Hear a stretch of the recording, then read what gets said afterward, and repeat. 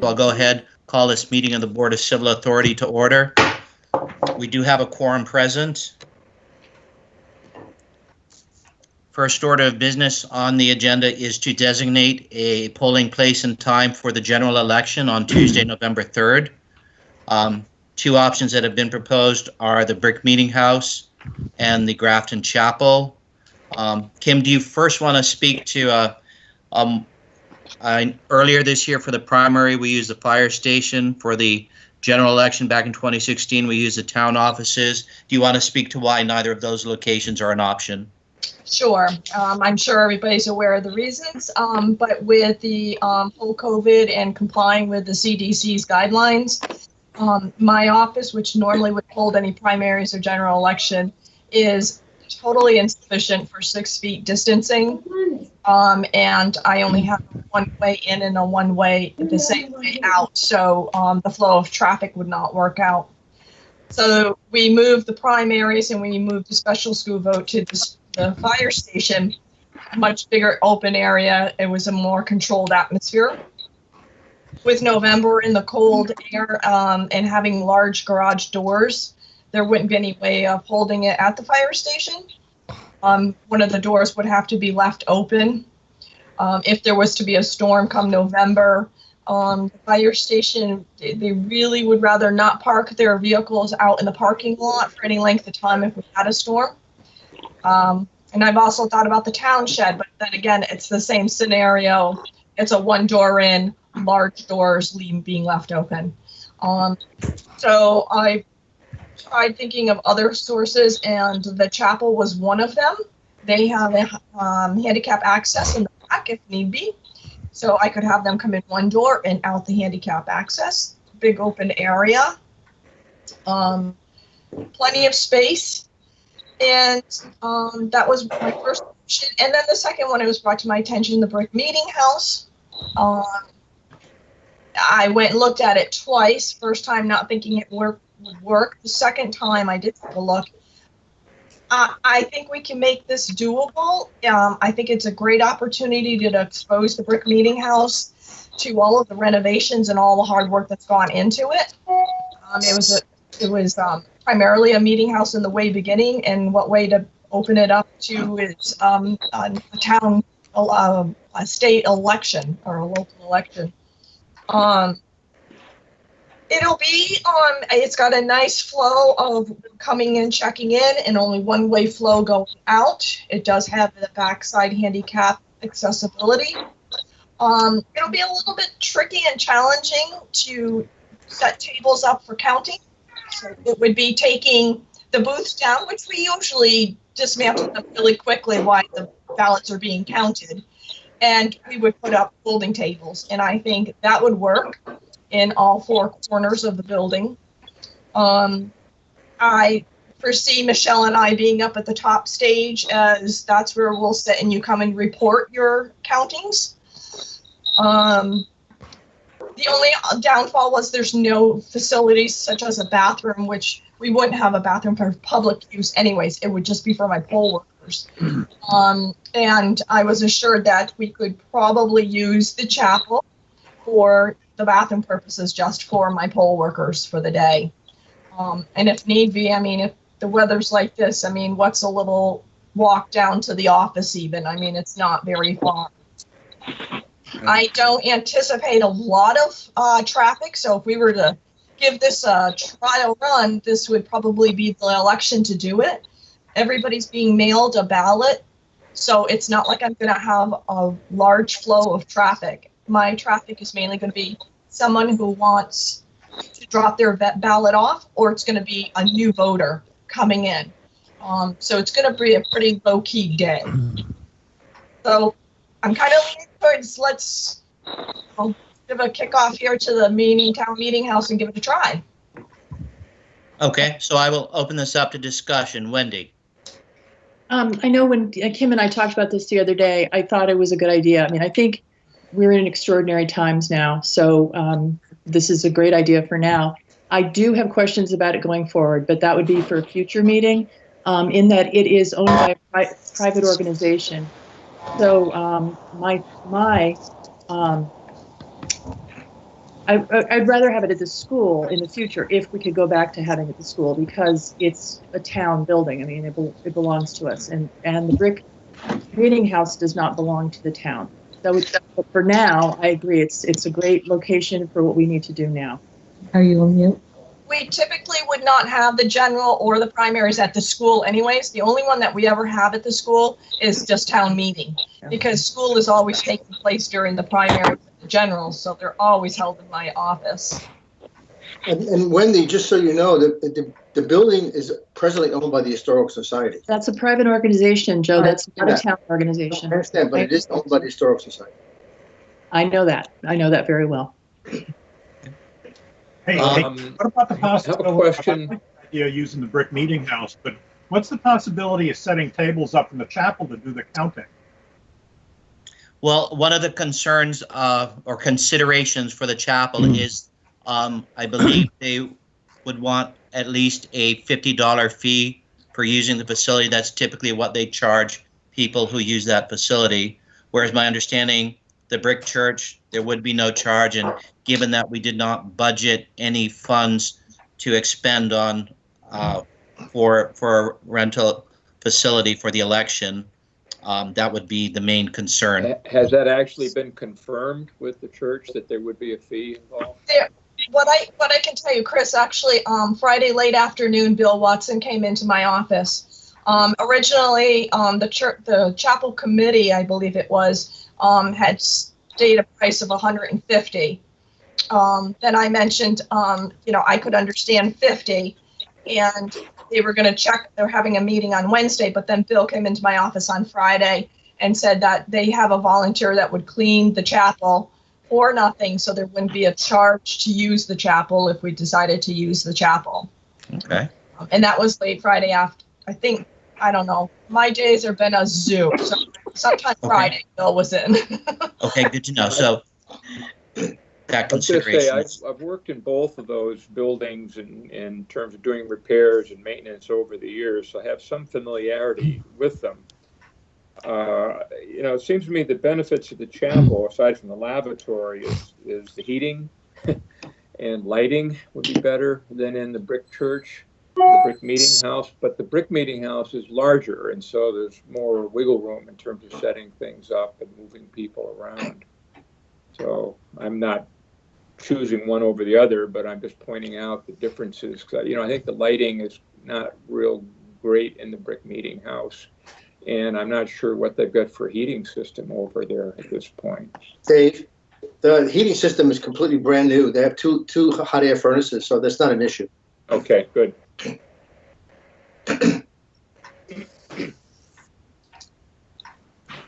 Anybody else have any suggestions? I'll just say that we're fortunate to have. Counting, though, I think that the chapel would work out better to count. I like the idea of the brick meeting house, but somebody can go in and set the tables up ahead of time in the chapel, because otherwise you can move all the tables over to the brick meeting house because there's none there. Take everything down and then pull them all back across, I guess, to the chapel. If we use the chapel just to count, it's only 10 feet away, basically. Right. And, if we could have the table set up the day before or something like that, I just think it'd be much more convenient to count.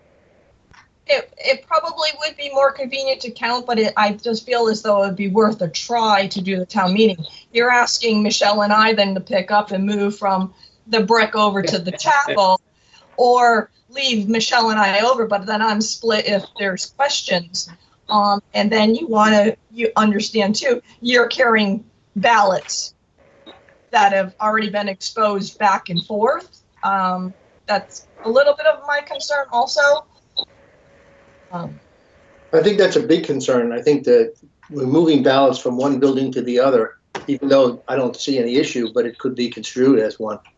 It could be, and we've had times, they've dropped next to a heater before in the past. So, we hope nothing like that happens. So if it were to happen, I would rather see one place or the other and not split, I guess. That's fine. If you want to try to make it work, moving tables in and out, I would. mainly would be, I would already have 2 tables set up, and I would probably need to set up probably another 3 tables once the booths come down.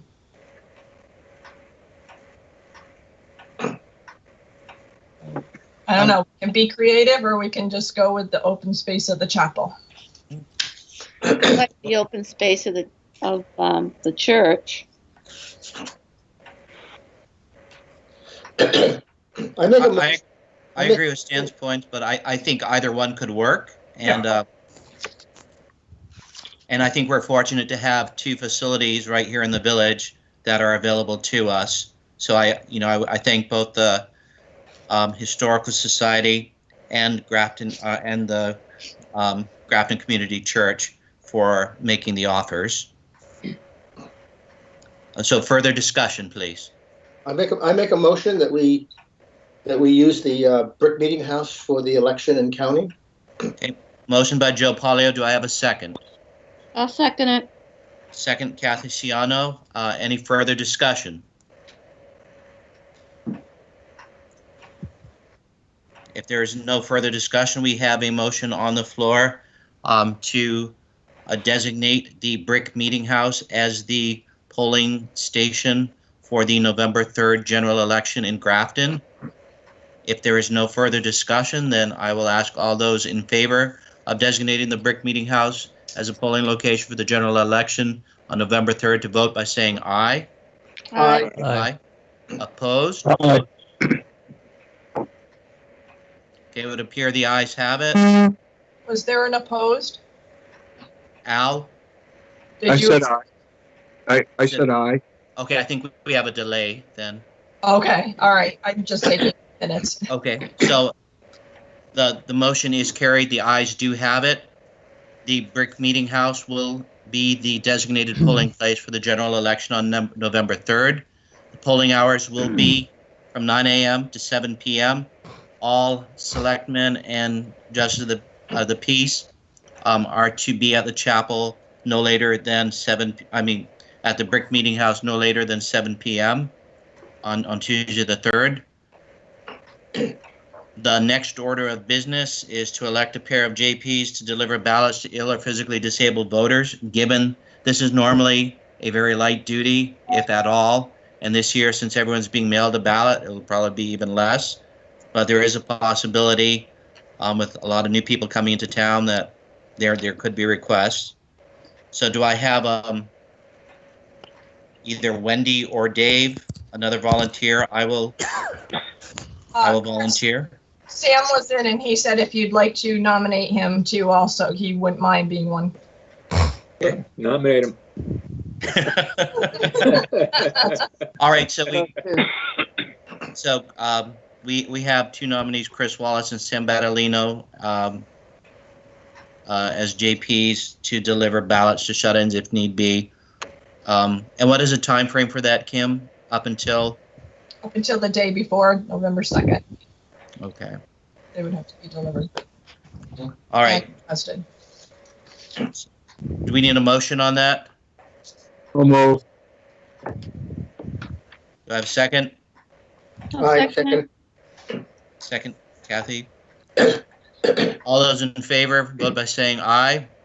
Aye. Aye. Opposed? The motion is carried. Next order of business is to appoint the assistant election officer. Make a motion. Go ahead.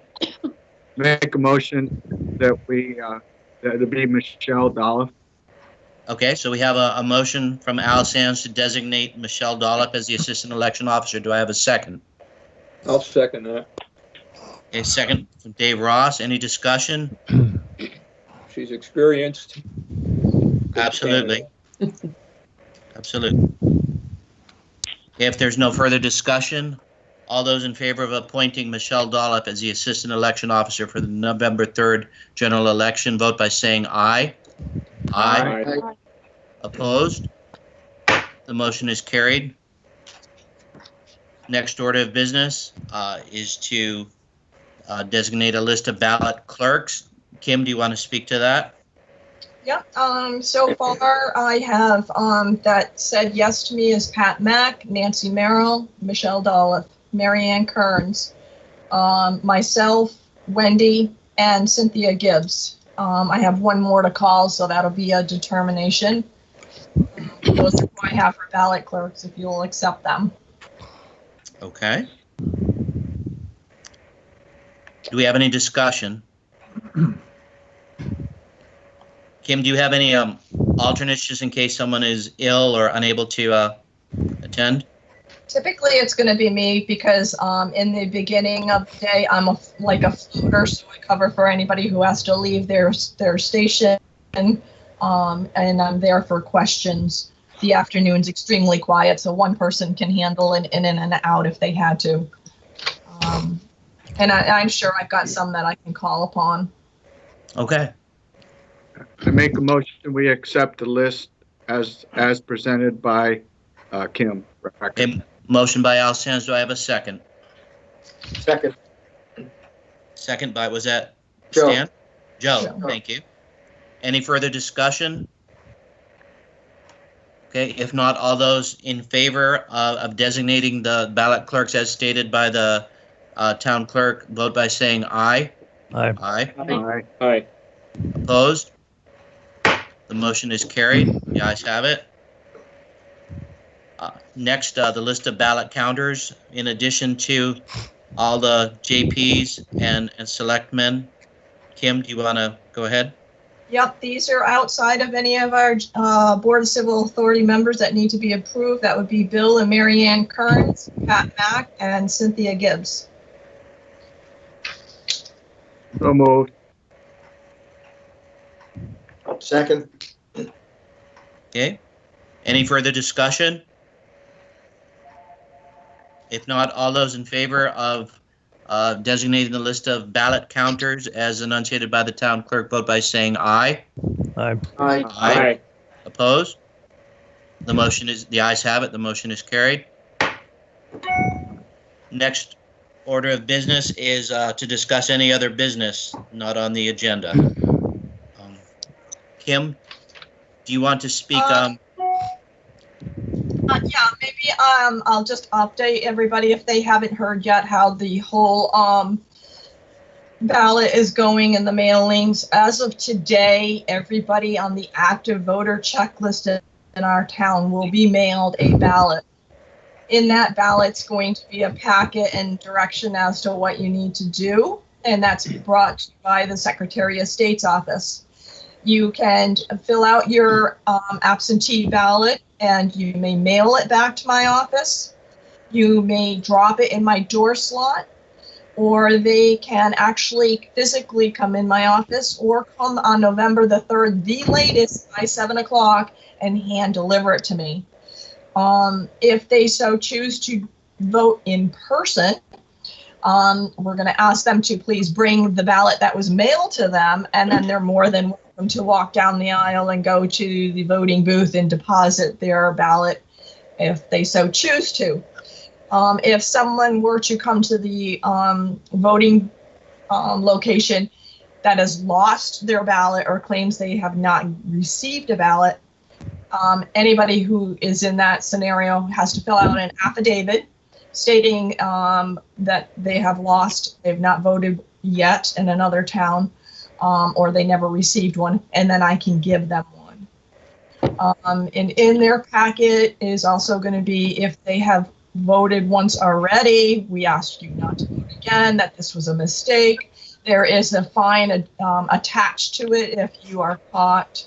And they state in their packet the legal actions that can happen if you have voted once before and you're trying to vote again. And Kim, go ahead. as far as procedure, when the votes are mailed into you or dropped at the office, do you check them off the checklist as they come in? Right. So that's how you have control. Right. So right now at the state level, typically when an absentee comes into my office, we have to directly go to the state website, and I have to bring that person up and tell them that they requested one, and then give the date I issued one. And then when it comes back to me, I need to go in there and say it was returned. And so everybody, when my ballot workers have a checklist sitting in front of them, like everybody checks off their name. If you've already taken an issued a ballot, it would say ISS, meaning it was issued but never returned.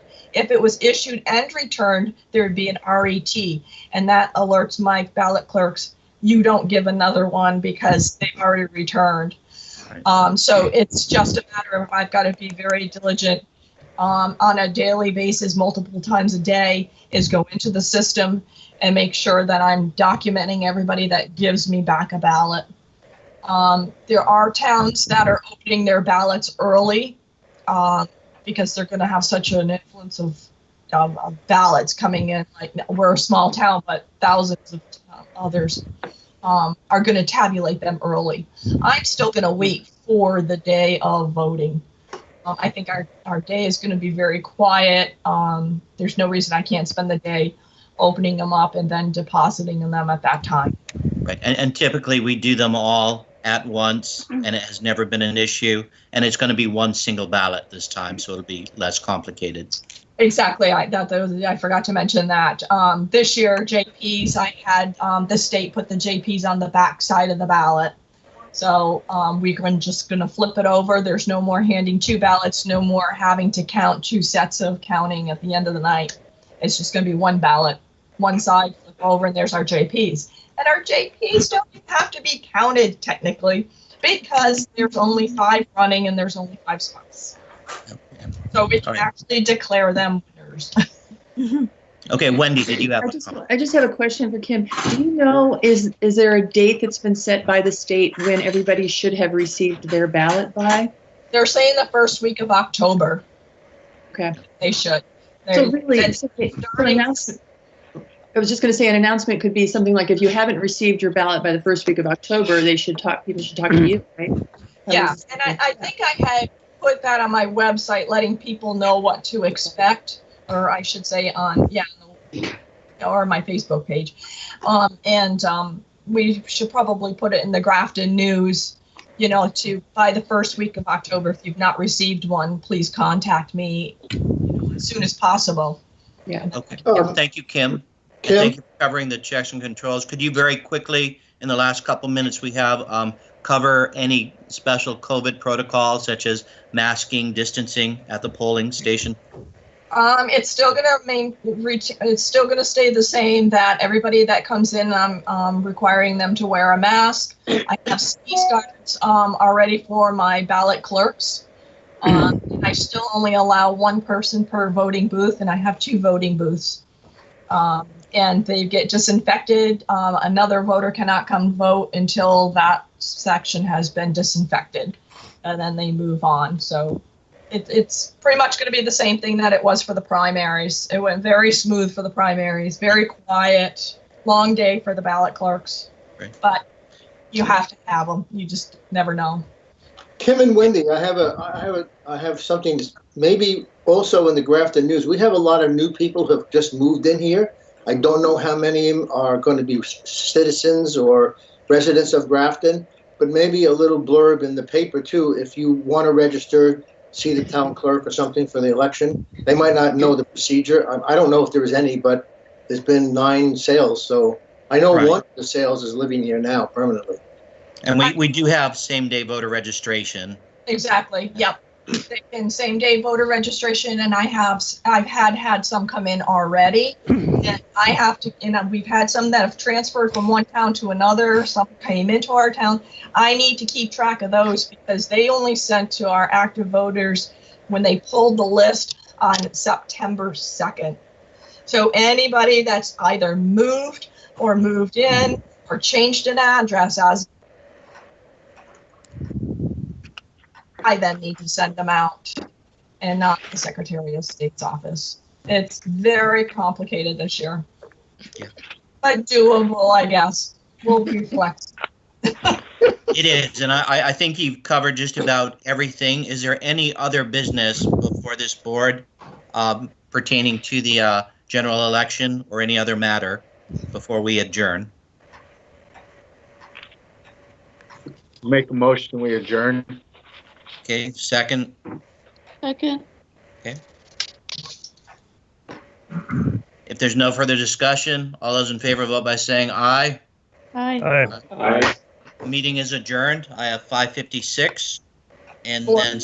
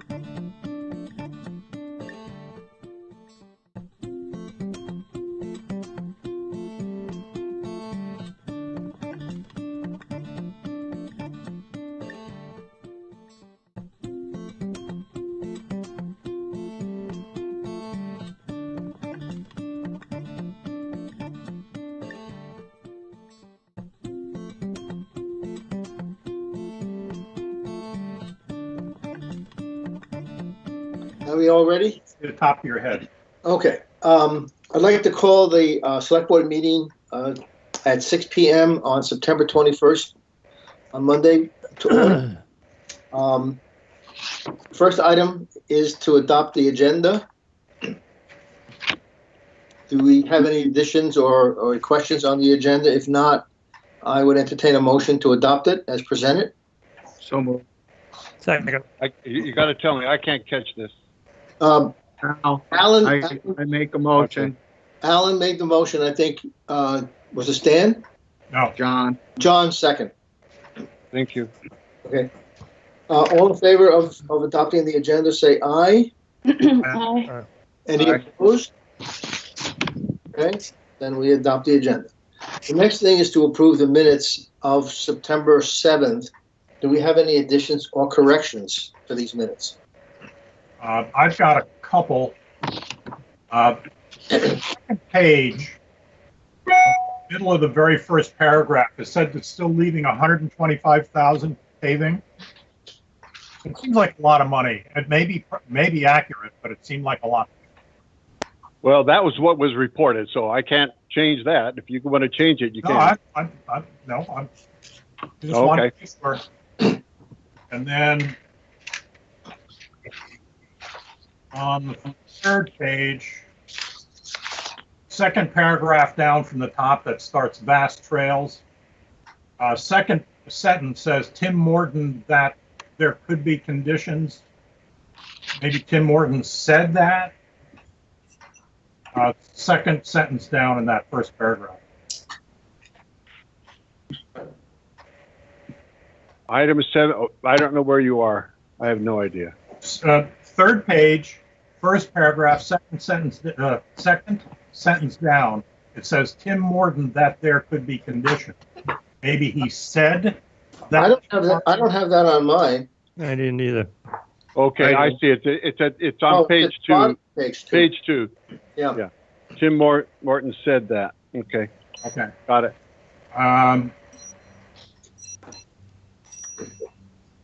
I have another one down. I'm trying to remember why like the fifth sentence down said select board agreed and says Al Sands made a motion and it was seconded by Al Sands. That sounds a little crooked. Trying to get stuff done. Well, I understand. Okay, I'm sorry. Where? Oh, there it is. Same paragraph. Yeah, somebody. Okay, let me look at my minutes. 1 second.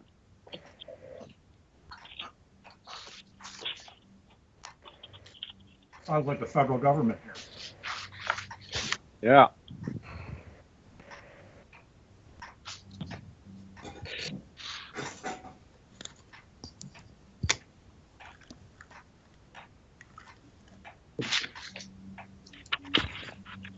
I think I seconded. Well, I'll look. Let me look at my minutes because Yeah, I think it might have been Kathy. I think I seconded it. I think you did, Kathy. Oh, Kathy seconded. I think so. did. It's coming back to me. Yes, that's correct. That's what I remember too. Okay.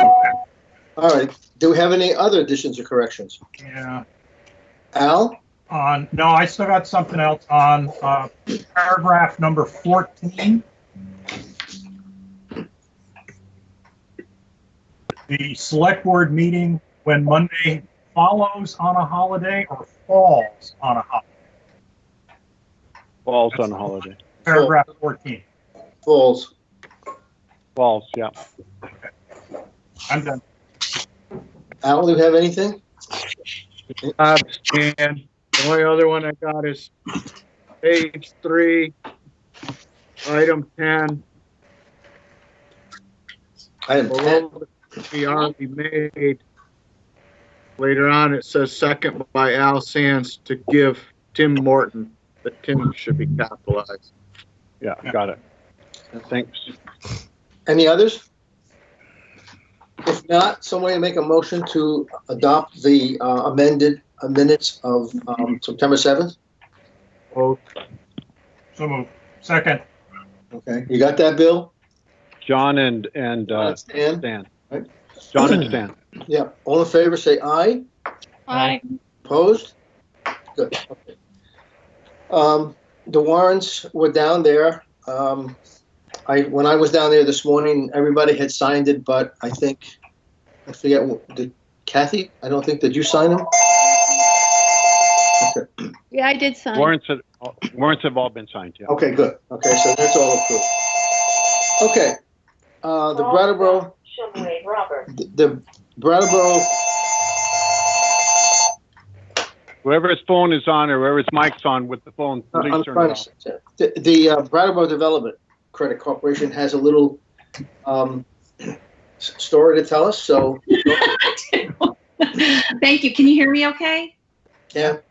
Okay, great. I appreciate it. I realize you have a long agenda and we're all still trying to experiment with how to communicate with Zoom in a way that doesn't add to the fatigue everyone's already feeling on Zoom. So thanks for having me. I'm Jen Stromston. I'm the Director of Programs at BDCC. And we thank you for your funding of SEVEDS, the Southeastern Vermont Economic Development Strategies. The simplest way that I understand what the difference is between SEVEDS and BDCC is that everything I do, which has to do with programming and not like real estate and very basic business retention, is because SEVEDS exists. So most regional development corporations in Vermont, everyone gets baseline funding of about $108,000 a year, and that usually means there's like a person who tries to keep businesses from leaving and maybe does some real estate. And we have, over the years, sort of identified the need to be more proactive about the economy, to worry about, you know, the formation and the growth and the health of small businesses, work in high schools, do all sorts of things, because otherwise we're kind of at the mercy of like what the cards that are being dealt to rural areas, you know, frankly. And that does worse or better town by town, but overall, Southern Vermont and Windham County, it's not been going in our favor. And so, you know, that's basically what we do in a nutshell, is we kind of take a look at the data and we say, what's happening? We're losing labor force. We need to keep more young people here. We need to get more people here. We need skills that fit the jobs that we have here. How do we develop programs around that? So that's the shortest way of sort of describing. And the only way to do that is to really go out and ask for more state and federal grants and private philanthropy. And one of the most important things that municipal funding does is it gives us sort of the seed money for that. Every time we apply for something, we have to bring money to the table. And that is critical funding that we take out and leverage. So we spend some of the municipal funding money on staffing directly for programs, but a lot of it is basically we take and we go figure out, well, we need an internship program.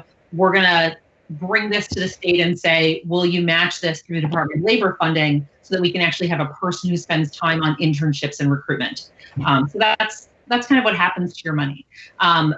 This past year, 16, we asked every town to fund us at $3 a person. And at this point, last year, 16, we just got Brattleboro, was just finished this past weekend. So 16 of the towns have funded us.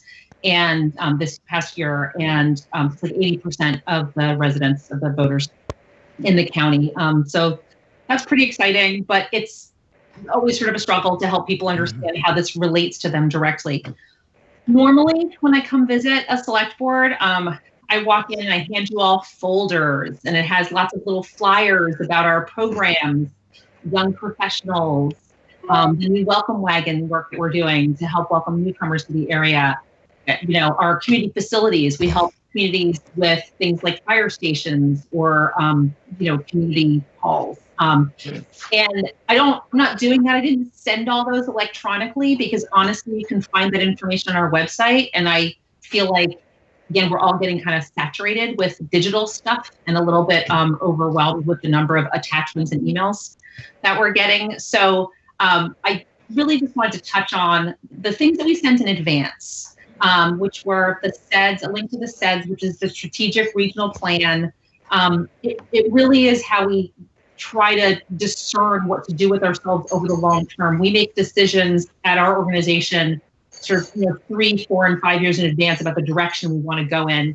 And then we build towards that. So the strategic plan, it's not everyone's bag to read things like that, but it's really, one thing I love about it, it's sort of the principles that it espouses. It's really very people-centered.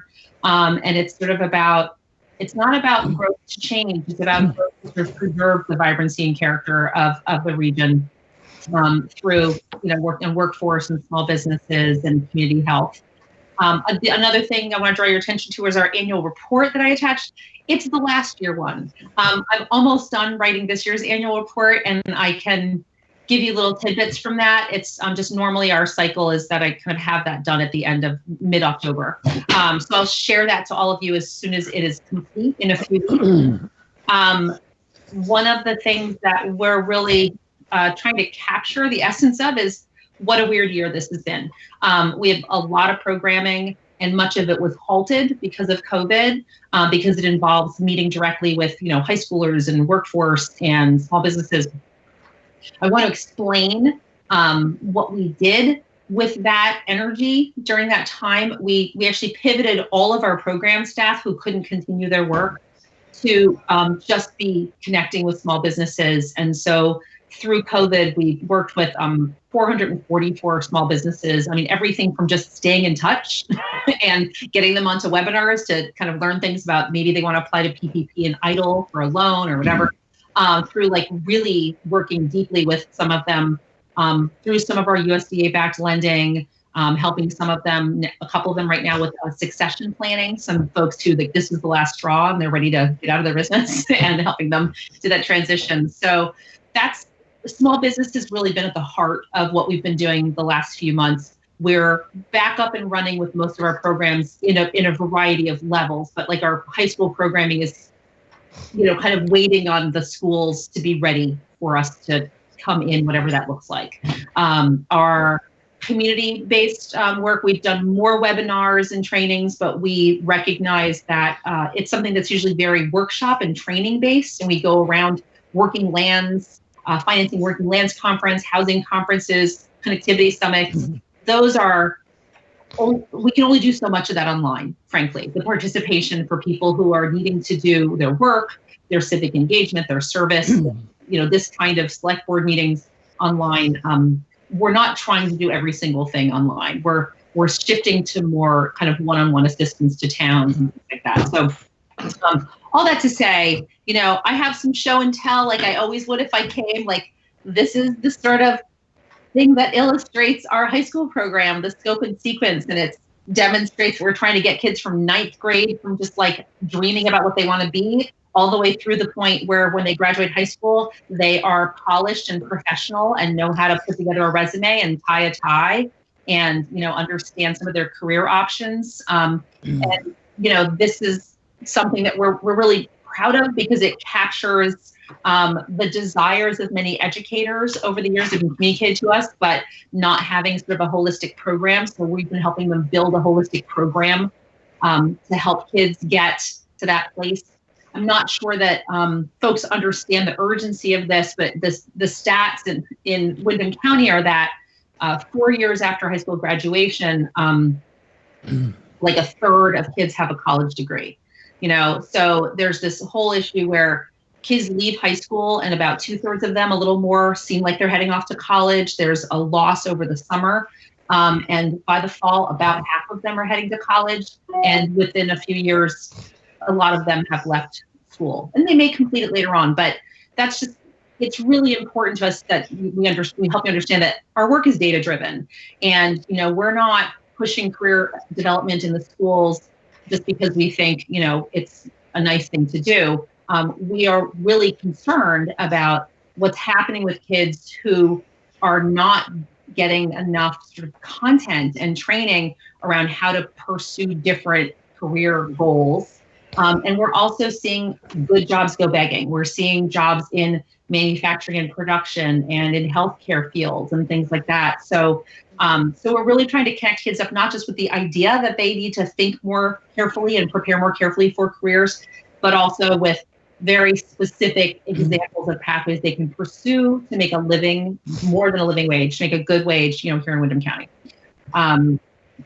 I will stop talking. I'm a person who could just talk forever about our programs, but I do want to just ask if there are any questions, and I'd also love to know what people would like to know more about, because I may or may not be the person, but I want to make sure that anyone who is interested in programs for communities or small businesses or whatever is connected with the correct person at our organization. So I'll pause for a moment. I have a question.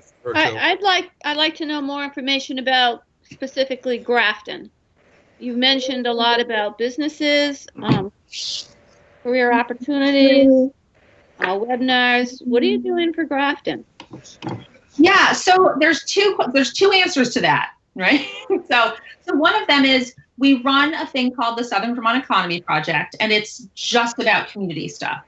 So we do trainings and webinars because for that project, like the measure of success is whatever you want to get done, getting done faster and better. So whether that's some kind of local project, is it a town hall renovation? Is it a fire station? Is it is it a childcare facility? Like something that's a community project, for instance. So we did a great financial management a couple months ago. I don't know if anyone from Grafton did it. I don't remember that there was someone from Grafton on there. I was in it, but I don't remember whether that was the case. We will be doing our second grant writing training I think in December. And these are all open and free, or we charge a really nominal fee. And frankly, people can just ask for scholarships because we want people to actually show up. And these are basically meant for nonprofit people, board members, town officials, to try to help make sure everyone has as many of the skills that you need to get things done. But the other kind of secret agenda in a lot of the things that we do with that program is to get your town and your projects more directly connected to like funders and state programs and things like that. So we always invite the folks, Preservation Trust or Vermont Housing Conservation Board, whomever can actually help get those things done. That to us is really important because our goal at BCC and SEVIDS in many ways is to just see more resources flow into this region, right? We want to see your town get more of the kinds of, whether it's working lands dollars or, dollars for that, whatever, that local project from the USDA. So that's really important to us. And I always think we can be doing more. I mean, this project is about 2.5 years old, 3 years old, the community facility, the Southern Vermont Economy Project.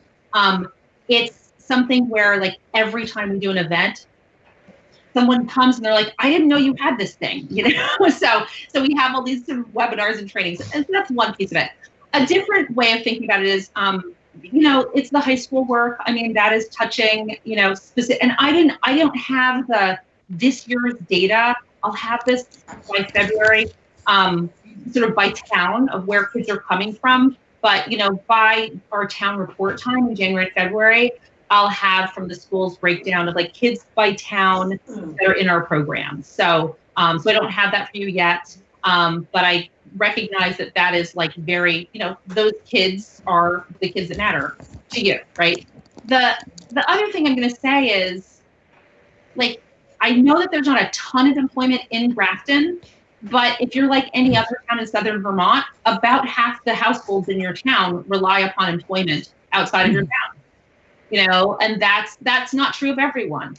But the reality is that the jobs that people go to are, in Bellows Falls, they're in Springfield, they're in Brattleboro, they're over in New Hampshire. And that's really a lot of what we work on. I mean, we work with 400 and something companies, as well as 500 and something companies this past year, and they represent a third of the employment, a third of the jobs in the whole county. So, I will get lists from some employers, and they'll tell me Omega Optical or Chroma. Like they'll give me a list and they'll tell me where people live, and I'll get examples of things like that. Most employers will not give me a list of exactly where everybody lives. But, the reality is that most of their employees don't live in the town that they're located in. They're coming from all over. They're coming from, frankly, the communities where people prefer to live. I have something for you. My name's Rich Thompson. I worked on the Career Center in Brattleboro as the manufacturing engineer instructor. Yeah. My second year. Either I want your contact, or do you deal with Linda Quay down there already? Yeah, no, absolutely. One of my main workforce person, Alex Beck, he's on their advisory committee. He's been part of helping them sort of develop like this upcoming, they've had to retool everything because of the new Perkins stuff. And what we do, so SEVIDS is very research and sort of information oriented. So I run this little project called the Hiring Needs Assessment Project because the federal data is not very helpful. The state data is not very helpful because it's not very specific to our region. So we do about every 3-4 months at this point, a new survey. So we did a hiring survey for manufacturing and production. And what we found is that despite the trends of sort of being flat in employment in manufacturing, because of retirements and the need to replace people, there are hundreds of openings. right now in good, well-paying jobs, right, for which people need some training, like at the Career Center, or minimal training so they can get it on the job. We've just finished one for CDL drivers. You know, people can start from $18 to $28 an hour. There are going to be 78 openings. Yep, I think we lost her. Wonderful electronics. Yeah, so Jen, we missed part of that. Jen, we missed part of that. Yeah, Jen. Oh, I'm sorry. Yeah, you kind of froze up. I'm sorry. So yeah, we kind of decide on that research in conversation with the Career Center and the Department of Labor and other folks about like where we're seeing some good job opportunities. And then we go directly to employers and we survey them and we say, how many openings do you have right now? What are the skill sets needed? How many are you going to have over the next 2 and 5 years? And then we share that information with the Career Center, the high schools, the Department of Labor. So that's like one of the things that we do is we get really specific local research from employers and then share that. It's just like one example. But yeah, the Career Center is like the place where a lot of this has to happen, but they're not really given, you know, the sort of latitude to do that kind of research, for instance. So that's something we can do to help them. And then we have sort of relationships with GS Precision and things like that. They've really developed that together. My workforce person has really helped foster that connection with GS Precision. And we have that relationship with GS Precision because of our real estate side. That's how we developed that. Like we helped them develop their facility. And so that kind of gave us an entree into the workforce conversation. So that gives you an idea of like the partnership there. Good. I know the Career Center has made a significant investment in manufacturing. So we're hopeful. We're hopeful that we can get kids trained up and out the door and making some money. They make good money. They're making good money. They're making better money than people who went to get a, liberal arts degree. I'm telling you. So. Yeah, absolutely. Thank you. Thank you. Does anybody else have any questions or whatever? I just have kind of a follow-up to Kathy's question about Grafton. When I looked at the information that was sent to us, I was kind of surprised that the Grafton's growth was low.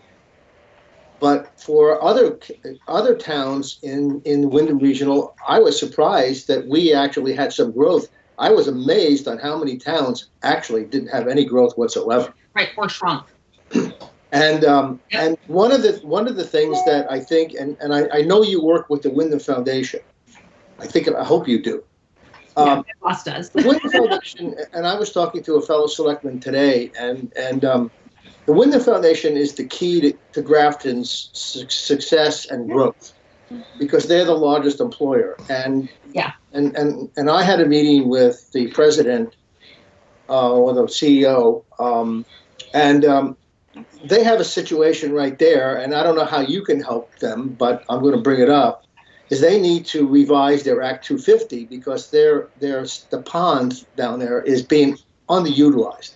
Right. And there's a group of people who want to put up a pavilion to do a farmer's market and make the concert into a whole weekend and do other things down there. And they're really the only ones that can really help Grafton economically.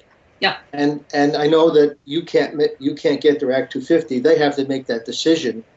But I would hope that maybe there could be some guidance from you or from others that to let them wade into this nightmare of this Act 250. Yeah. Because they said that the Act 250 permit, I think, goes back to 1979. They're allowed 3 events, and 2 of the events don't even take place anymore. So it needs to definitely be, but they're the ones that would give Grafton some growth.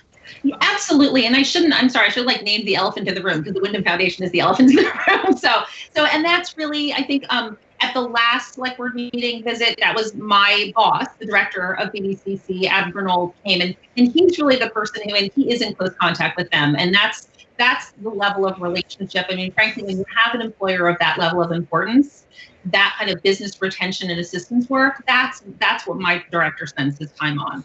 And he's very aware of those issues. And I mean, I report back all of this to all the relevant program staff, so I will, make sure. But I know from what we talked about after his last visit that, he's aware of that, and I know that he stays in close contact with both the Wyndham Foundation. And I think that it's, important to understand that. I mean, that's our baseline. Like, we are focused on those big employers. I think when I come to towns, I want to sort of make the point that that's not the only thing we're thinking about. We're wondering what's going to happen to the youth in your town. We're worried about people with small businesses and other employment. But yeah, absolutely. And the Wyndham Foundation is not just critical to you, it's actually to the region. I mean, it's bigger than Grafton, as you know. So yeah. Thank you. Yeah, thank you. If nobody has anything else, I thank you for giving us the presentation, and hopefully it's a help to the select board and for others to understand what you do. Thank you, and I urge people to follow up with any questions or thoughts, and like I said, I'll have more data sort of going into the town report time. I got from the schools, and so appreciate it. All righty. Well, thank you. Thank you. All righty. Have a great evening. I'll check it out.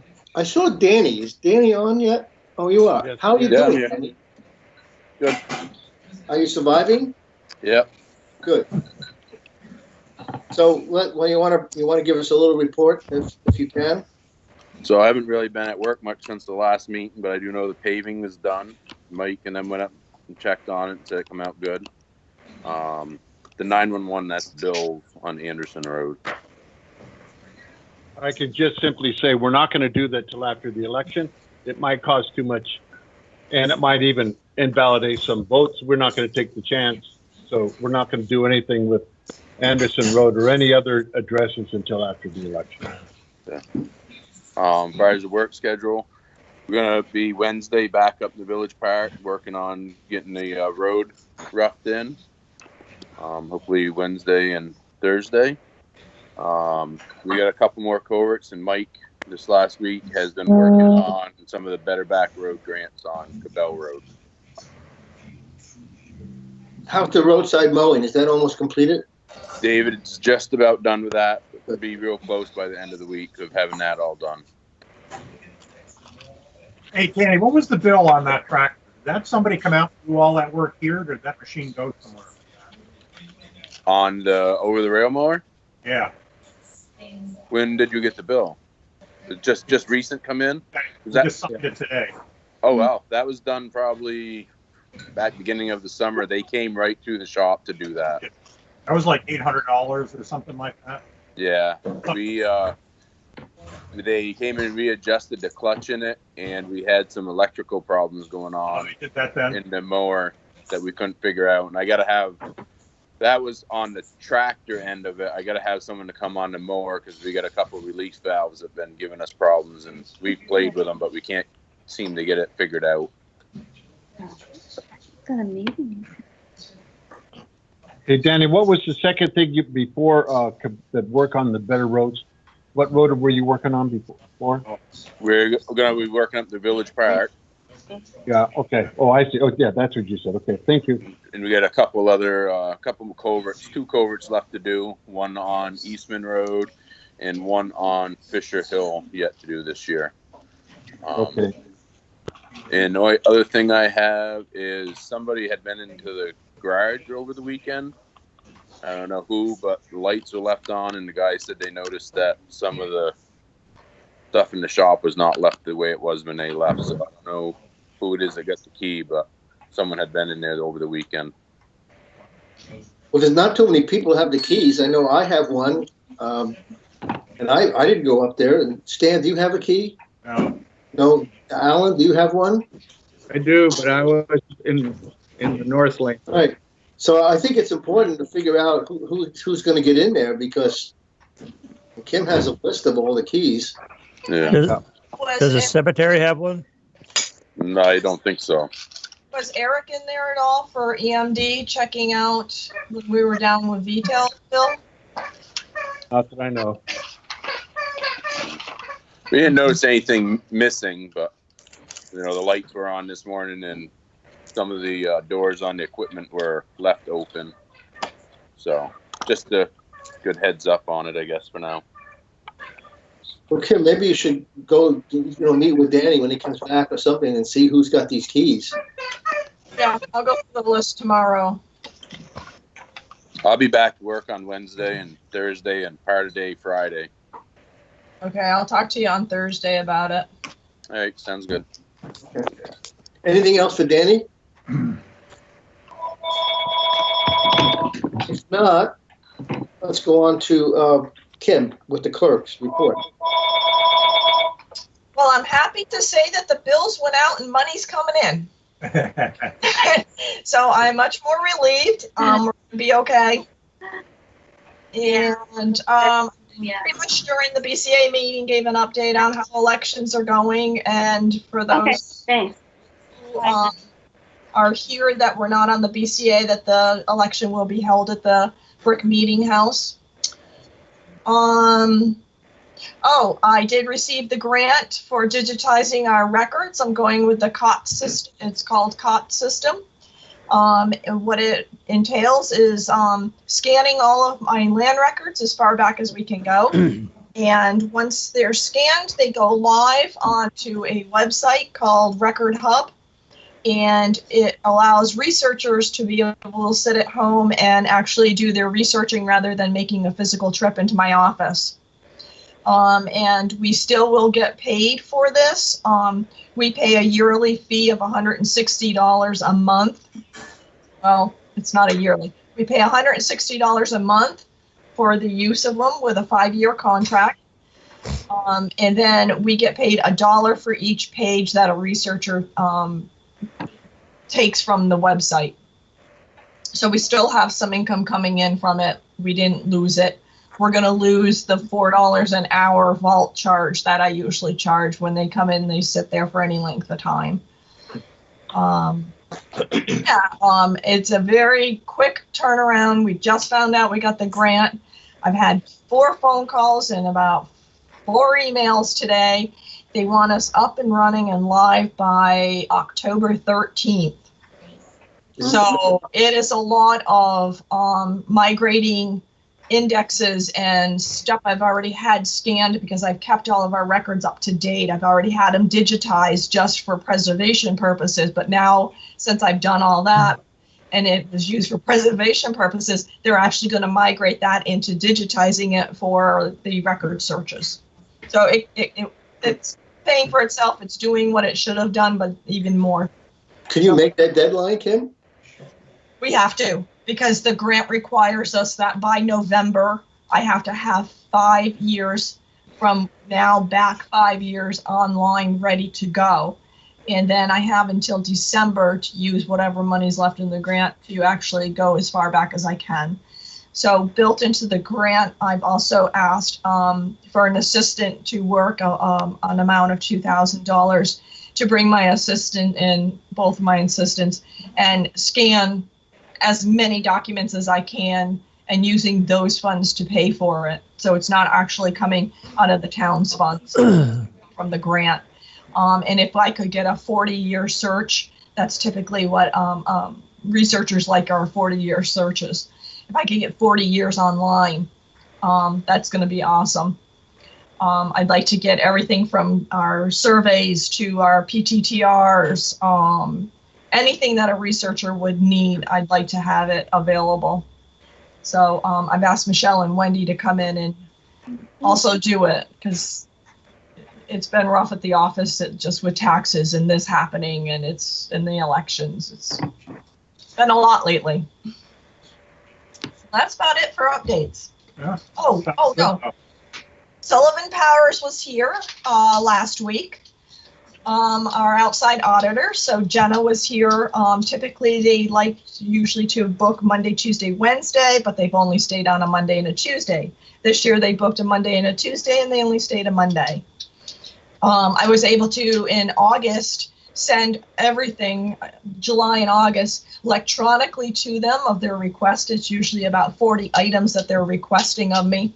Sent all of that electronic, so they did a lot of that behind the scenes, and then she comes in for the day and just kind of picks our brain and asks us questions and our internal controls, and pulls out invoices, random invoices that she's got to check.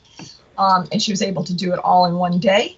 I think it's going really well, and that's a lot of that has to do with we've moved from a modified cash accrual to cash, so that's a good part of it too.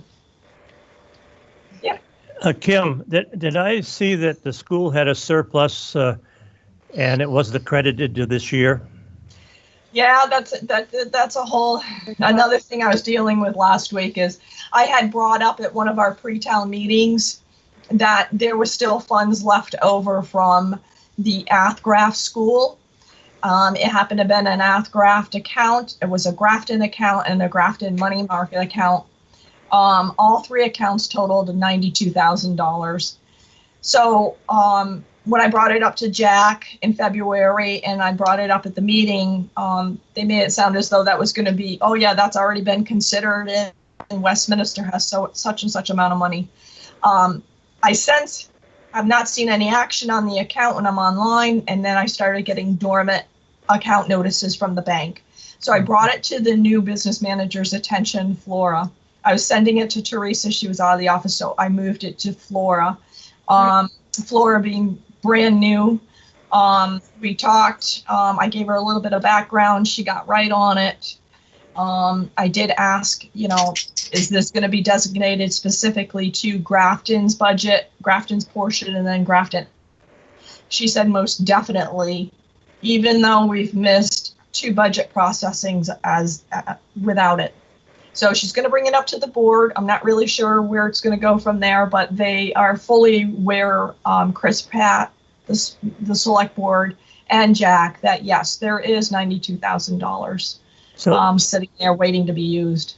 So that means that we're raising $92,000 this year, that if that was credited to us, we wouldn't have to. Sure. Yeah.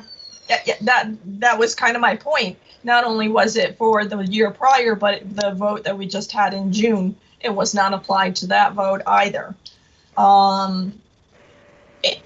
Of course, they're going through an audit too that I'm not even sure if the audit's been complete, but I know as of this summer, they were still in the midst of an audit. So who gets the money or what or how we all ended up, I don't even know if they really know right at this point, but somehow Athens Grafton had a balance, I want to say, of like 47,000, and it was an Athgraft account. So obviously some of that is Athens and not just Grafton. And then Grafton had an account of like 35,000 in it, and then another money market of like 3,000. So next year we will have to raise $92,000 less. I don't know. Yeah, you'll have to. Yeah, we'll have to talk to the school board. Yeah, and how it plays out and where it gets allocated, and if that's in fact true. I mean, did we end the year with a deficit? Supposedly not, but I don't know. I'm not the treasurer any longer for the school since the new merger. But just with the school taxes going up so much, it would have been nice to have that $92,000 in this year. Yeah, I can't disagree with that for sure. And I don't know if anybody had heard on the news about the divorce of the merger of one of the schools recently, and they're wondering if it's going to, create a trend of more schools coming forward and wanting to divorce out of the mergers. Again, it's something you might want to talk to our school board chair, Jack Breyer, about, are we going to follow suit and move forward? I don't know. I haven't had the time to bring it up to him. I did get an email from Jack and somebody else. I sent back and I said we need to pursue it, and I guess Jack was in touch with Carolyn Partridge. Yeah. And apparently there's a loophole in the law. And the thing I read, the thing was told to me was, and Jack said it, we have to act quickly because once the legislature comes back in January, they could close this loophole. So if they want to if their recommendation is for us to dissolve this mess we're in, then we should act quickly. I also understand from Carolyn Partridge that the fix that they want to do is actually worse than what they have now. So somebody needs to, I'm assuming Jack or somebody needs to be on top of this. And I discussed it with Bill this morning, and I guess it's not, do we, the select board, have a role in this? Or is it strictly the school board? I don't know. I mean, we own the building. It involves our tax base here. So what happens? And these are the questions I think we have to get answered. And maybe what we do is the next select board meeting, we have to bring Jack or somebody who knows what's going on in here.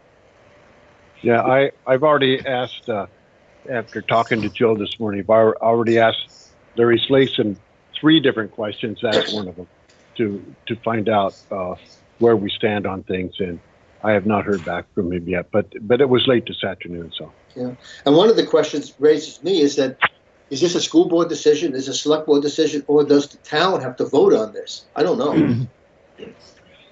All good points, Joe.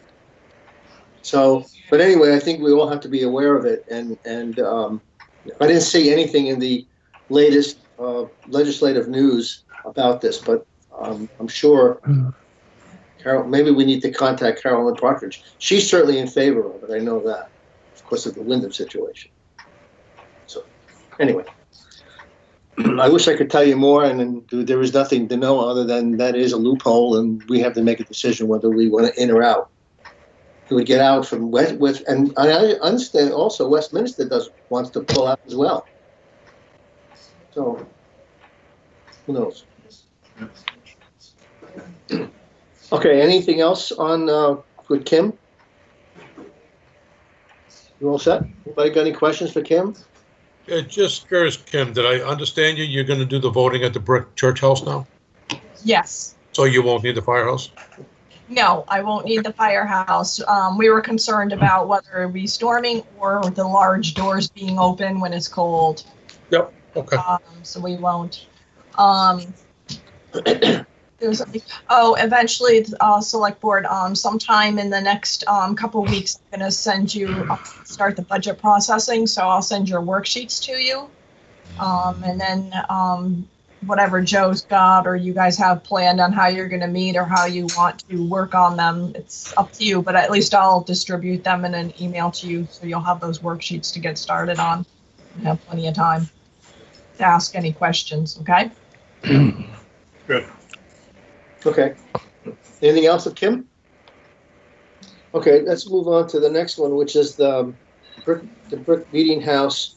That was put on there for, I guess, for also that it's going to be used for the election if it was approved by the BCA, and also the Brick Meeting House Commission, who has done all the work for it.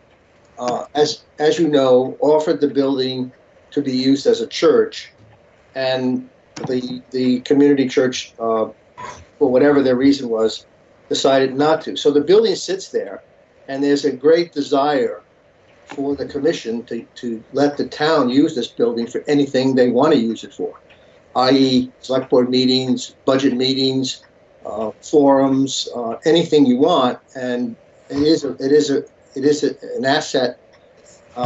It's not owned by the town, but it's an asset that could be used. And so I just wanted to let you know that that is available for use by the town for anything they want. And one of my thoughts, and this is just a thought, and we can certainly discuss this, is that I would prefer, personally, me, to have these budget meetings in person rather than over in Zoom or Team. And we could do that. Obviously, we could do that in the town hall, except we don't have any handicap accessibility. And then we would have to have a camera so that, because we have to have a public meeting, and anybody who wanted to attend the budget meetings, either in person or in Zoom or Microsoft Team, could do that. And the Brick Church could be used, or the Brick Meeting House could be one place that we could do the budget negotiations with. Or we could do it at the town hall without the handicap like we did it in the last 2 years.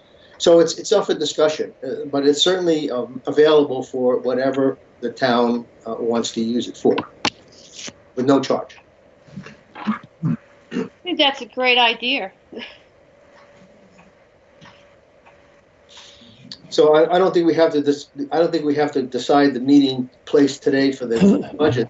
I would think about it, and we'll put it on the agenda for the next meeting, and we can decide how we want to do it.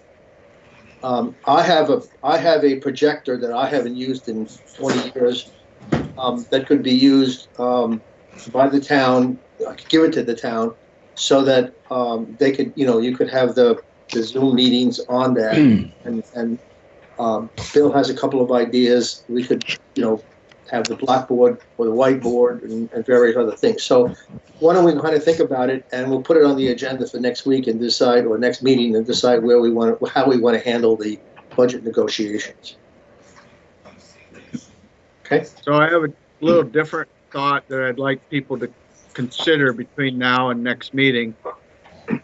The likely question people are going to raise is, you just spent a whole bunch of money doing restoration work in the town hall, and now you're going to move your meetings to the red brick. Why didn't you do that? Why didn't we think about that beforehand? I kind of more in favor of the town hall. I understand the second story is not handicapped, but currently it doesn't really matter because more than likely we would have our meeting there and the publics would participate by MS Teams, and so they wouldn't be coming up the stairs anyways. But that's just my thought. I think both places will work. I just don't know the legality of having a handicap. That's my only concern. And other than that, we did it for the last 2 years, so I guess we can continue to do it. I'd be happy to do it there as well. But why don't we think about this, and we'll put it on the agenda for next week. Kim, good. you're gonna send out the budget stuff when, in a couple of weeks? In the next couple. Okay. Can I also point out that, Al, I understand some of your concerns, but the restoration portion of it, the building, what's being done needs to be done, whether we're going to hold meetings there or not. So a lot of this whole restoration is like dire need, just to keep the building enough safe in it. I understand that, but the general public that hasn't been keeping track of everything, it's a pretty logical question to say, why are you spending the money on town hall and then you're going over there? I understand it, but not everybody will. Yeah, I'm just thinking the radon protection and the insulation and all that is just not letting a building deteriorate. Right. I agree. Okay, if we don't have anything else, can we move on to number 8, the Village Park? Yep. Everybody okay with? Okay, Alan, you wanna do this here since you have been working at it? Yeah. I was there today. Tim Morton was trying to finish up his marking. He did send an offer, which I received and forwarded to Joe and Bill and asked to share. Did anybody take him up on the offer for Friday to go see what he was doing? I didn't see the offer. I haven't seen it. I haven't seen it either. I haven't seen it. I emailed it Thursday morning, I think it was, to Bill and Joe. So I don't know where it went after that. But anyways. I didn't get Alan. I didn't get it. I didn't email it to everybody. I sent it to 2 people to share it. That Tim made the offer if somebody wanted to go up and see what he was doing. I told him I didn't think I couldn't speak for everybody, but I kind of figured that we've told him to go and do his professional duty, and we kind of trusted him to do that. But anyways, what's that? It wouldn't hurt. I mean, there's no reason that should not have been sent to everybody. I just presumed that it didn't want to be sent for everybody. I didn't I see. mean, I don't know. I'm looking at it right now. I don't know why it was just sent to Joe and I. Well, it isn't, that's it's a my- secret, is it? What, It isn't any secret. No, it it isn't isn't a any secret. It isn't a secret. Reply But to I all. asked it, I asked it to be shared, so next time I'll send it to everybody. Mr. Chair, Anyway, Yeah, Suzanne. Mr. Chair, Suzanne. thank you. Just wondering if such a tour might also be open to the public? It could have been if I would have known that it was just that. I didn't think of even sending it on. I could have sent it to the Grafton residents. that was not his intention. His intention.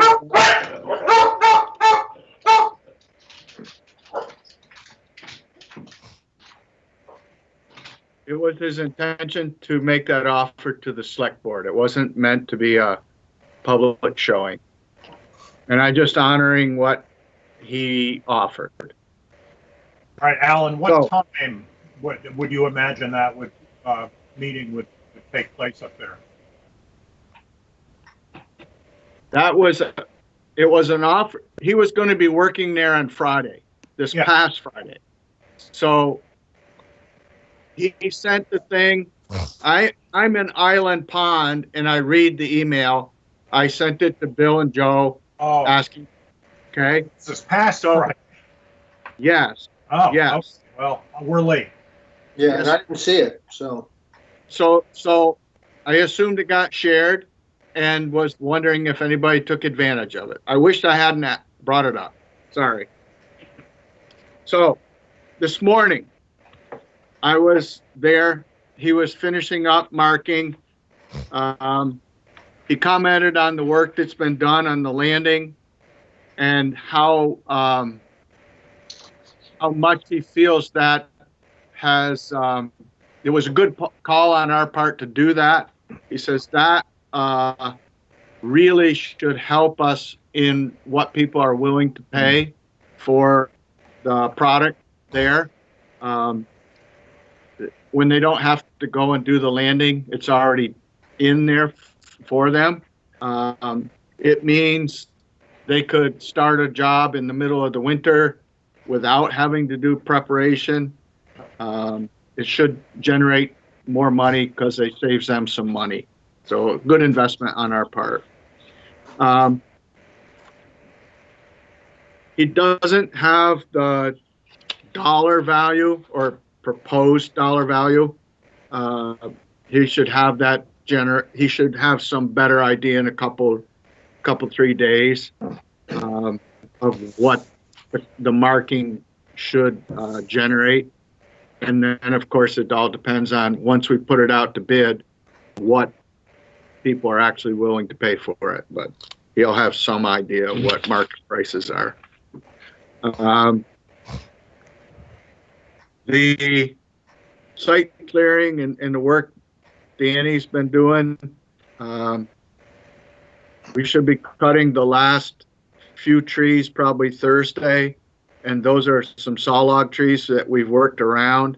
We wanted to cut them after the road preparation was done so that they would be fresh and not hanging around.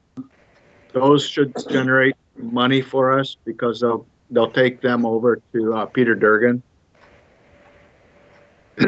We probably have a truckload or so of firewood that we suggested that once the saw logs are removed, so there's no confusion and that people don't cut up saw logs for firewood. Our idea is that we would accept bids from people for the firewood, and they need to remove it, say, like by the 1st of November, so that it's out of there. It's not there in the winter time if they do wind up logging this winter. So that's something to think about. Well, but before you go any further, Alan, the question is, how do you want to proceed with this bidding thing? Because do you want to just only run it in the Grafton News, or do you want to advertise in the Shopper or the Vermont Journal, whichever what it is? That's not only my decision. I guess that's up to the select board. I know. But I have to feel that there's enough interest in the town of Grafton, and that's a product that's coming off from land in Grafton. Seems like we should just do it in-house in the town of Grafton. Well, it's important that we make this decision because the Grafton News deadline is the 25th, I think. And I understand. If you're going to run it, if we need to just make a motion or decide how you want to handle it. My idea is we have Bill write an article for the Grafton News saying that we would take bids from the people of Grafton.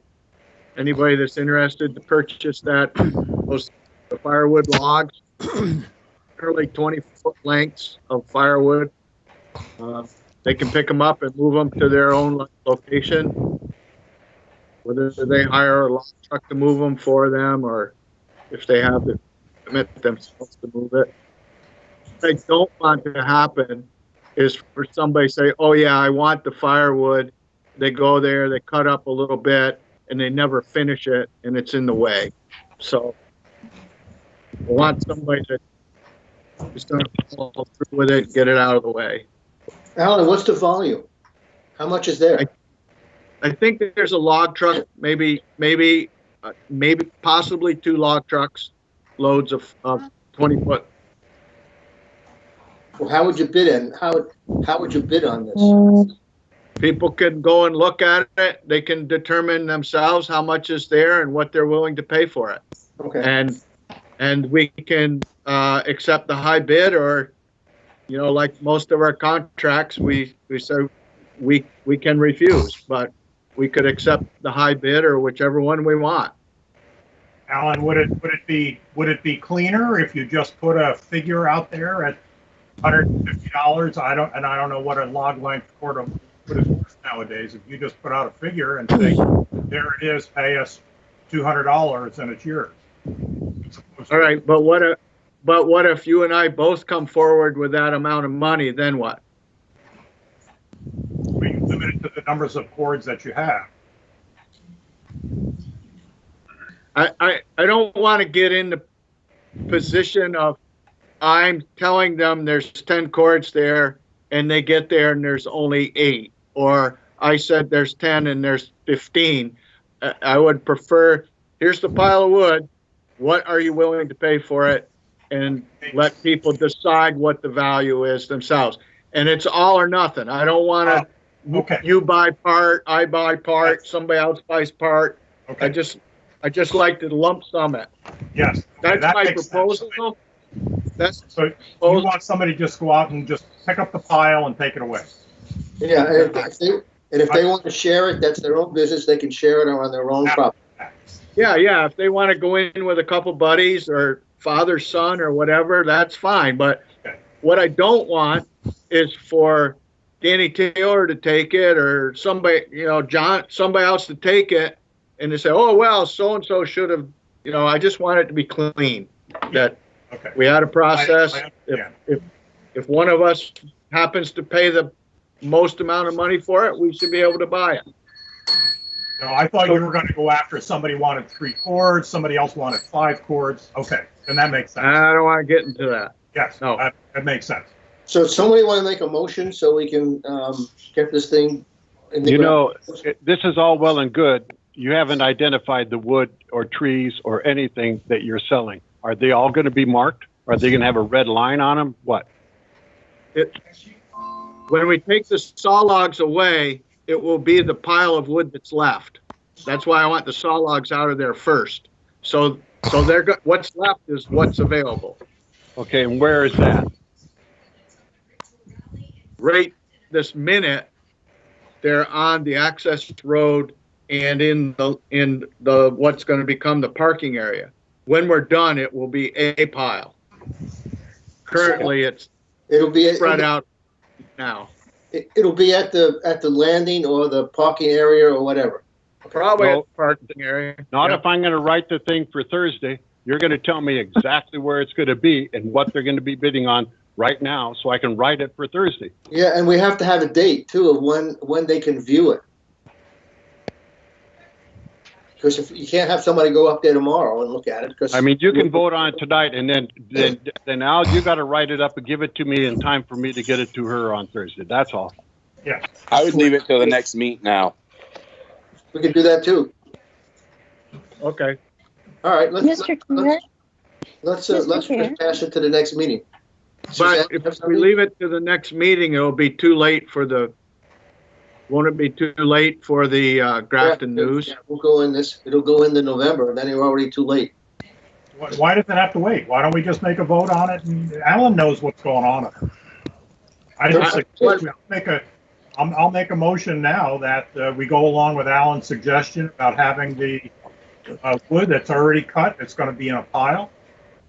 Somebody goes up and makes a bid on the total pile of firewood that's available. What I think would make it work the best is we determine that's going to be the process, and I'll talk to Bill. We'll figure out a date, and so we'll have a showing. And whatever we pick for a day for the showing, people can come and look at it. I'll meet with them. Here's the pile of wood. They decide what they're willing to pay for it, or they don't want it, and they have to have the bid in by such and such a date. Sure. I'll make that motion. Do we have a second? I'll second it. Okay. Suzanne, you had something to say that you? I can, it doesn't pertain to the firewood, so I could, if with your permission, go make my comment after the vote. Okay. Okay, so all in favor? All in favor? Kathy, you second Yes, the I motion. did. Who made it? Stan? Stan. I did, yes. So Okay, all in thank you. favor of the motion, say aye. Aye. Aye. Any opposed? Okay. All right, Suzanne, yes, can I? Thank you, But it has to thank be, you, Joe. it has to stay on with the agenda. I don't know what your comment is gonna be, but. No, my comment has to do with the, I just need some clarification about the marking of the trees. I thought that's what, Al, I thought that's what you said Tim did on Friday. He did part of it on Friday, but he didn't finish it. So he was up there finishing it this morning. Suzanne, Okay. the process of marking is a long process. It's not done in an hour. Okay, that what I'm wondering is, I remember, Al, when you organized a tour of the marking of the logging operation near the town garage, and several of us went on that tour, and I found that very meaningful. And I would, I don't think I'm just speaking for myself. I think there would be other people, especially those of us who are very fond of the village park and very interested in it, to understand what logging is going to be done there. This is not in any way to be misconstrued as not supportive of the project. I'm very supportive of the project. I'm just wondering how we can inform ourselves more about what's going on there.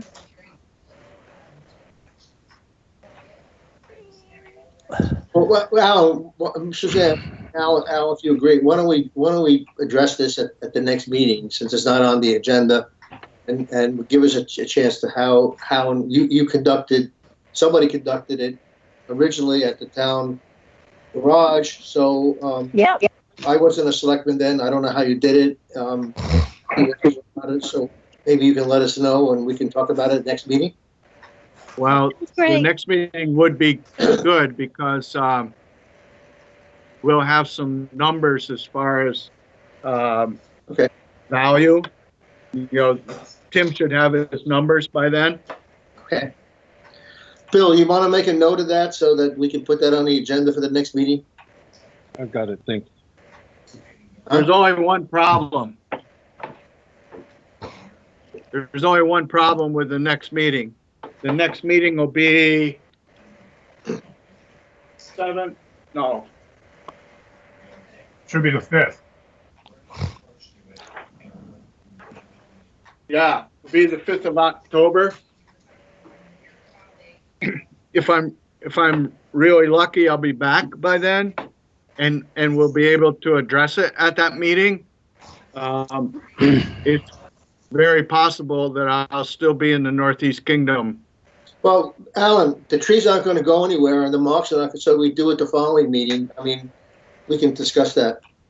I just want to be upfront that I hate to agree to it, and then, oh well, he said he'd be here, and now he isn't. So, but I got a commitment to be in the Northeast Kingdom, and it may last for a week. Okay. Well, why don't we do? Well, you let us know, Alan, and we can put it on the agenda for this or the next. How's that? Okay. Okay. Okay. The next thing is did everybody get the edits from the Planning Commission? We're not voting on this, but we have to let the Planning Commission know if there is any issues or you don't agree with it or whatever.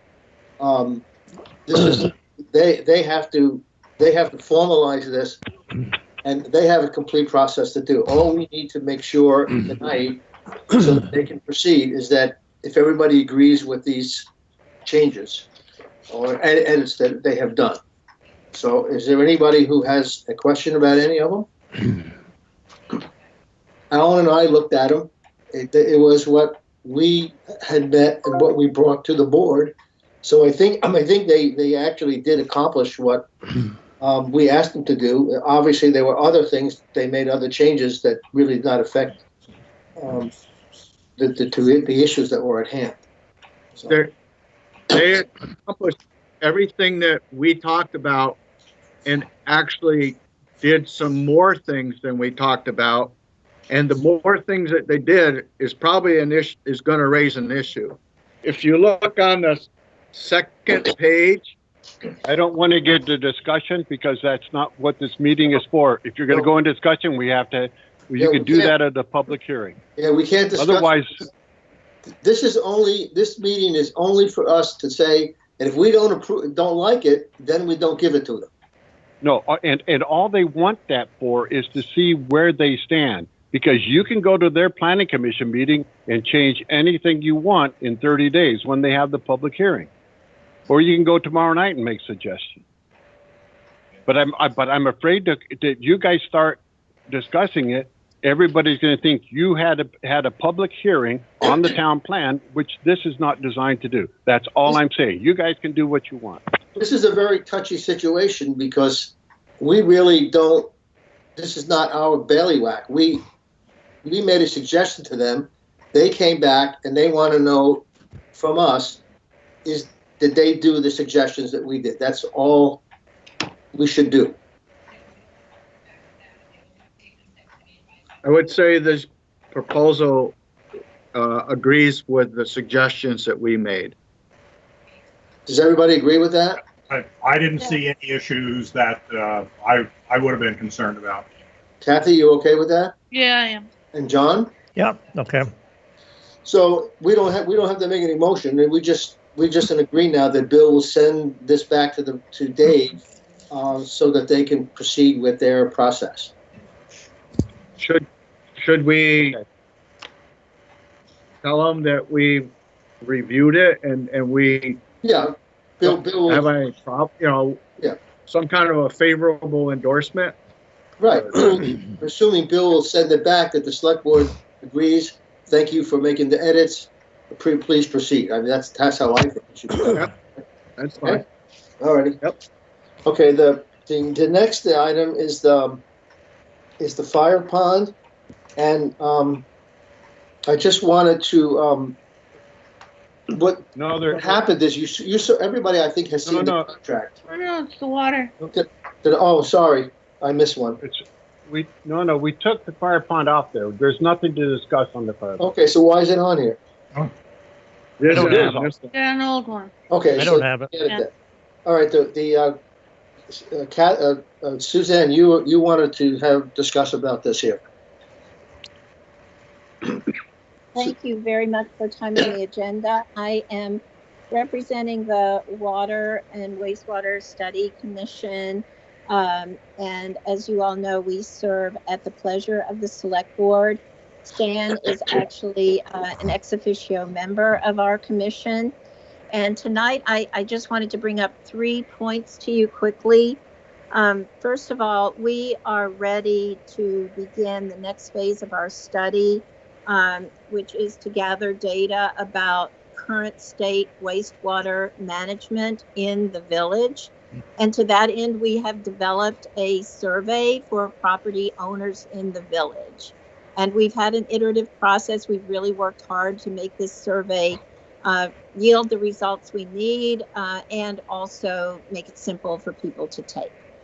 So the commission would like to announce this survey in the October issue of the Grafton News. The survey itself would launch in November. So, of course, we didn't want the select board to read about this in the Grafton News. We wanted to give you a heads up about it first with the suggestion that we hope you'll agree to, that the commission would do a more thorough briefing with you at one of the October meetings on the status of our project now that would precede the actual survey. But obviously those meetings that meeting would not precede the announcement in the Grafton News. So just wanted to ask for your buy-in to go ahead and run that article, which would announce the November survey. Does anybody have any issues with this? No, No. I don't. I'm not sure we need a formal motion, do we? No. No. We're not doing it. They're doing it. Yeah, so if there's no objection, then carry forward. Great. Thank you very much. Alrighty. Okay. Other business? Do we have any other business? Did you take off town hall work on the new agenda also? Or? Town hall work. I didn't put it on. I don't know if you wanted it on or anything. No, it's just on my list. I didn't know if it was taken off. I got an old agenda. Yeah, no, it was taken off. There's nothing to discuss. Yeah, I mean, I think once you complete the project, then you can let us know what's going on. But no, it was just on this one. Okay. So well, that's not mine. Okay, so if there's no other business, do we have any public comment? Joe? Yeah. Yeah. I guess I'd do it under other business or public comment, either one. At one point, you were going to write a monthly, kind of a newsletter from the select board to the people of Grafton through the Grafton News. I know it hasn't happened. I know we've had pandemic. Things have been sort of different. But I wonder if, kind of keeping in mind with Suzanne's thoughts on the village park, if it might be worth something to address what we're doing. Okay, Alan, and I have throw it out for what it's worth. I have a note here. I'm planning to do a chairman's report for this coming issue. Okay. Okay. Yep. And I know that I have been remiss, but things have been kind of like a little screwy here, and I understand. So, but I want to get back to it. So I will do that. Okay. Yep. Any other comment? If not, the next meeting is October 5th at 6 o'clock via Team Zoom, and we need a motion to adjourn. Can I have, before we do that? Go ahead. Bill, question for Bill. Yep. Have you seen anything from the governor that has come out that would allow us or changes things for our meetings? Or do you, everything you've seen so far, we should continue with the format we're using? There's no change. Okay. And he continued it until October 15th. That's what I thought, but I was just checking. Yep. Okay. Motion to adjourn? So moved. Okay, Stan and Kathy? Second. Favor, say aye. Aye. Opposed? thank you all for attending, and have a good week. And hopefully we'll have some rain, I hope. Yeah. Doesn't look like And it. so let me know about Friday if you want to. Yeah, Stan, I'll email you. Thanks, everybody. Good night, Great everybody. work. Thank you. All right. Yeah. Good night. Good night. All right. Thank you, Bill, for pulling it together. Yeah, finally. And Bill, I'll stop by tomorrow. Okay. Just ahead of the DRB. Oh, yeah, that's great. Yeah. Okay, thank you. Yeah.